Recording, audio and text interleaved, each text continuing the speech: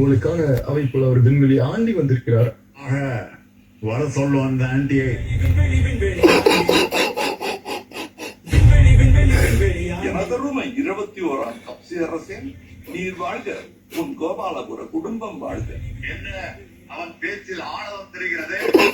ஆணவம் இல்லை மன்னா, அவன் நாடக நடிகன். 200 பொற்காசுகளுக்காக என்ன வேண்டும் என்றாலும் செய்வான். தன்னை ஆண்டவன் என்று அவனை ஏற்றுக் கொள்வான். உட்பரிந்துரையா? ஆம் மன்னா. அப்படி என்றால் அவனை அன்னப்புற அடிமையாக்கி விடுவோம். அறிவாலை மின்னல் ஆயத்தில் அவனுமின் ஒரு குதிரை நமது அடிமை. விண்வெளி ஆண்டி நோண்டி பாடும் பாடி தொலையும். கப்சி மன்னா நமது கழகத்தின் மாமன்னா, நீ ஒரு மாமா மன்னா. மக்களை ஏமாற்றி மொத்தமாக சுருட்ட பார்க்கும் நீர் ஒரு